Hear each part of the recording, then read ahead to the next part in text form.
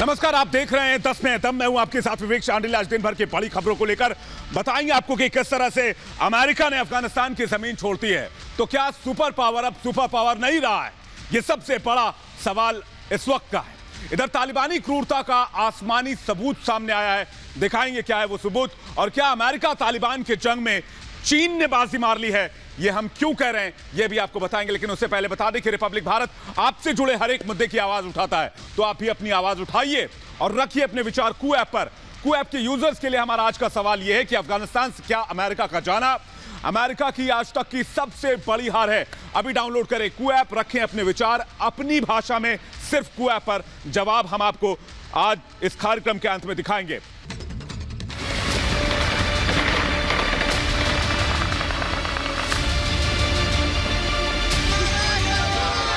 America के जाने के बाद अब अफगानिस्तान की सत्ता पर तालिबान का कब्जा है, लेकिन अभी भी एक प्रांत है जो बंदूक के दम पर बनी तालिबानियों की इस हुकूमत को नहीं मानती है। शेरों के इस इलाके को पंशीर कहते हैं। पंशीर पर कब्जा करने के लिए तालिबान लगातार अपने आतंकियों की फौज पंशीर में बढ़ा रहा है। इस इलाके पर तालिबान का कब्जा हो सके, इसलिए तालिबान के 4000 से ज्यादा आतंकी अमेरिकी टैंकों पर बैठकर पंशीर की तरफ रवाना हो चुके हैं। पिछले 10 दिनों से तालिबान के आतंकी पंशीर पर कब्जा करने की कोशिश में हैं, लेकिन हर बार तालिबानियों को मसूद की सेना से मुंह की खानी पड़ती है। खबर है कि परवान प्रांत के जाबुल सिराज इलाके में तालिबान के आतंकियों ने हमला किया, लेकिन मसूद की अगुवाई में नॉर्दर्न अलायंस ने तालिबानियों को नेस्तनाबूद कर दिया। इस जंग में तालिबान के 9 से 10 आतंकियों के मारे जाने की खबर है, जबकि 10 आतंकी बुरी तरह घायल हुए हैं। तालिबान ने पंशीर घाटी को चारों ओर से घेर रखा है। इंटरनेट बंद कर दिया गया है ताकि मसूद के समर्थक दुनिया से संपर्क न कर सकें। पंशीर के घाटी में ही पूर्व उपराष्ट्रपति अमरुल्लाह सालेह भी हैं, और यहीं से उन्होंने तालिबान के खिलाफ जंग का ऐलान कर रखा है। सालेह ने कहा है कि अफगानिस्तान से अमेरिका लौटा है, लेकिन अफगानी अभी भी यही हैं जो कभी भी तालिबान को स्वीकार नहीं करेंगे। अमरुल्लाह सालेह ने अफगानी नागरिकों से डर छोड़कर सही के लिए सच के साथ खड़े होने की अपील की है। Bureau report, Republic Bharat. लेकिन आइए अब आपको दिखाते हैं कि किस तरह से तालिबान अब बिल्कुल वहां पर जो है वो पूरी तरह से आजाद हो चुका है और अपनी मनमानी पर उतर आया है।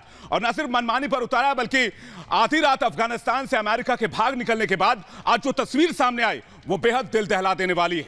यह तस्वीर तालिबान के हमदर्दों पर तमाचा है। आपको दिखाते हैं वो तस्वीर। ये तो जो तस्वीर है वो अमेरिका पर तमाचा है और दुनिया के उन नेताओं पर तमाचा है जो मानवता और शांति की बात करते हैं। देखिए रिपोर्ट।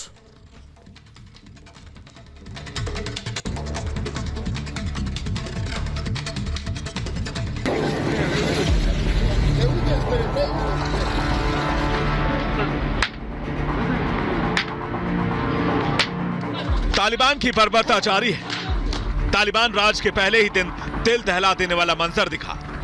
तालिबान की क्रूरता की ये तस्वीरें किसी को भी हैरान कर सकती हैं। ये तस्वीरें तालिबानी अत्याचार की बानगी है कि कैसे तालिबानी राज में हवा में सजा दी जा रही है। खबरों की माने तो ये हैरान करने वाली तस्वीरें कांधार की हैं, जहां पर एक अफगानी को अमेरिका के ब्लैक हॉक हेलीकॉप्टर से तालिबानियों ने लटकाया हुआ है। हजारों फीट हवा में व्यक्ति रस्सी से झूल रहा है। क्रूरता की इन तस्वीरों को अगर गौर से देखें तो पता चलेगा कि लटके हुए शख्स के हाथ बंधे हुए हैं। किसी भी तरह वो हाथ पैर नहीं मार रहा है। अब जरा एक और एंगल से इस खौफनाक मंजर को देखिए।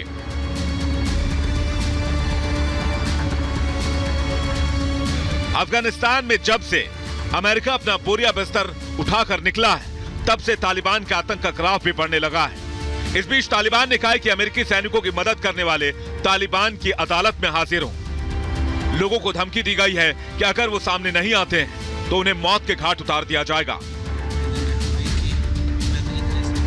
इससे पहले भी संयुक्त राष्ट्र की एक रिपोर्ट में चेतावनी दी गई थी कि तालिबान काबुल में लोगों के घर घर जाकर सैनिकों की मदद करने वाले अफगानियों को ढूंढ रहा है। रिपोर्ट में कहा गया था कि तालिबान ने धमकी दी है कि अगर ये लोग सामने नहीं आते हैं तो इनके परिवार वालों को बख्शा नहीं जाएगा।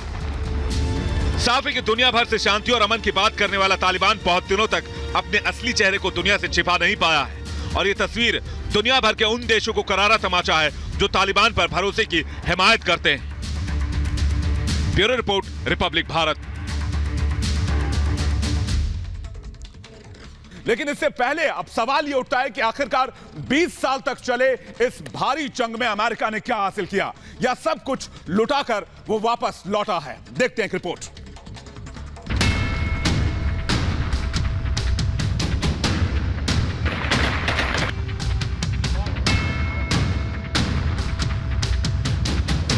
और इन्हीं दो तस्वीरों के साथ 2 दशक तक चली अमेरिका और तालिबानियों की जंग खत्म हो गई, जिसमें अमेरिका को मैदान छोड़ना पड़ा और तालिबानी आतंकियों को फिर से एक पूरा मुल्क मिल गया। वियतनाम हार के बाद अमेरिका की सबसे लंबी लड़ाई अफगानिस्तान में खत्म हो गई, लेकिन क्या अमेरिका वो हासिल कर पाया जिसे पाने के लिए 20 साल पहले उसने अफगानिस्तान को जंग का मैदान बनाया था। अफगानिस्तान में लगभग 20 साल के बाद तालिबान फिर से वापस आ चुका है। बीती रात जैसे ही अमेरिका ने अपने आखिरी सैनिक को काबुल से निकाला, इसके साथ ही अमेरिका का 20 साल से चला रहा अफगानिस्तान का ऑपरेशन खत्म हुआ।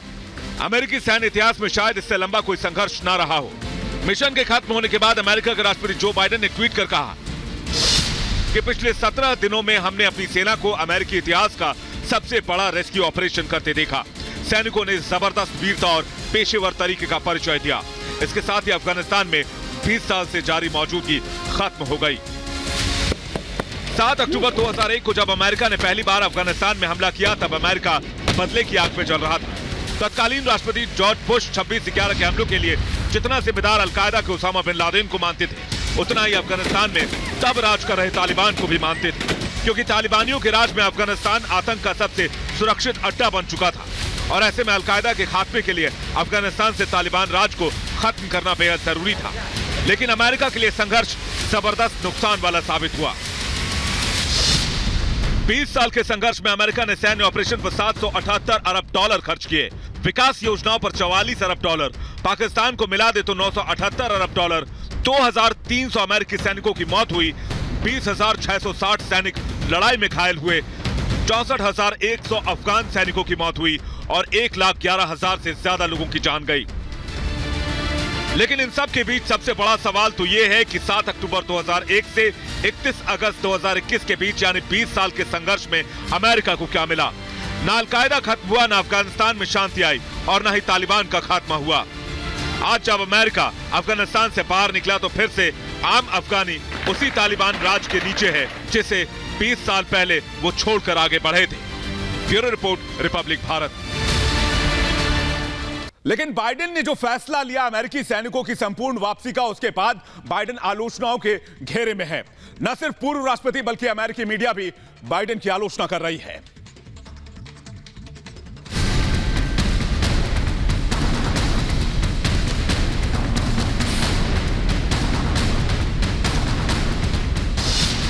अफगानिस्तान पर बम बरसाया अमेरिका।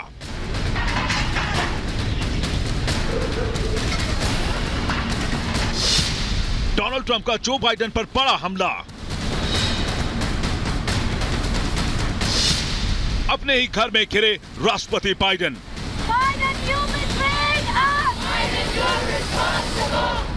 अफगानिस्तान में जैसे ही अमेरिका का सबसे लंबा सैन्य मिशन खत्म हुआ, वैसे ही बाइडेन ने राहत की सांस ली।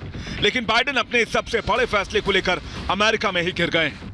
दुनिया भर की मीडिया के साथ साथ घरेलू मीडिया भी बाइडेन की आलोचना कर रही है। दरअसल सवाल बाइडेन के फैसले को लेकर नहीं, फैसले के तरीकों पर उठाए जा रहे हैं। अमेरिकी मीडिया कह रहा है कि बाइडेन के गलत समय पर लिए गए गलत फैसले की वजह से अफगानिस्तान में तालिबान के शासन के नए युग की शुरुआत हो गई है। तो वहीं ब्रिटेन के पूर्व chief of defence staff Lord David Richards ने अफगानिस्तान में अमेरिका और ब्रिटेन की भूमिका को लेकर जमकर खरी खोटी सुनाई। रिचर्ड्स ने कहा कि बहुत सारी जानें गई, केवल सैनिक ही नहीं बहुत सारे अफगानी भी मारे गए। अब हजारों अफगानिस्तानी नागरिक उम्मीद भी खो चुके हैं। उन्होंने कहा कि पिछले 6 महीने में बाइडेन की लीडरशिप ने उन अफगानिस्तानी लोगों को हताश किया और साथ ही हमें भी। वहीं पूर्व अमेरिकी राष्ट्रपति डोनाल्ड ट्रंप ने भी बाइडेन के ऊपर हमला बोला है। ट्रंप ने कहा कि दुनिया के इतिहास में किसी भी सैन्य वापसी अभियान को इतनी बुरी तरह अंजाम नहीं दिया गया होगा जिस तरह बाइडेन ने अफगानिस्तान में दिया। इससे अमेरिका की साख को दुनिया में धक्का लगा है। साथ ही ट्रंप ने कहा कि तालिबान से सभी उपकरणों को तुरंत अमेरिका को वापस मांगनी चाहिए, क्योंकि उसमें करीब $85 अरब खर्च हुए हैं। अगर उन्हें वापस नहीं किया गया तो हमें सेना भेजकर उन्हें वापस लाना चाहिए या उन पर बम गिरा देना चाहिए।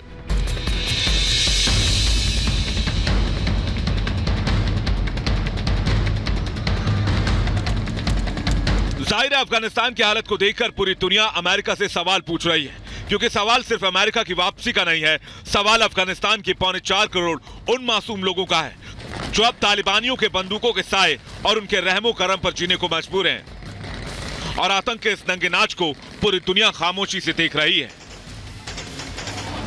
Bureau report, Republic Bharat.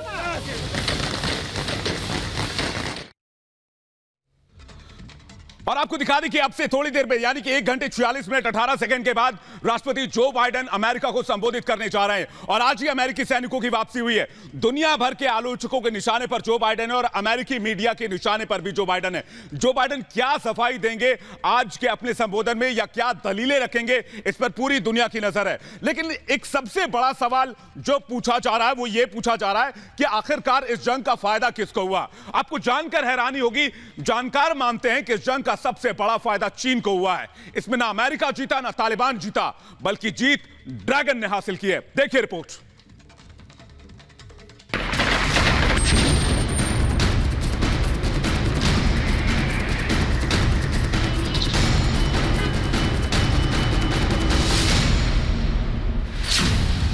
Taliban और ड्रैगन की यारी।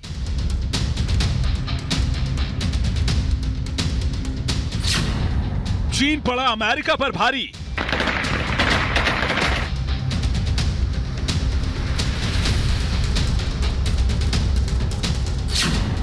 अफगानिस्तान में चीन की चालबाजी।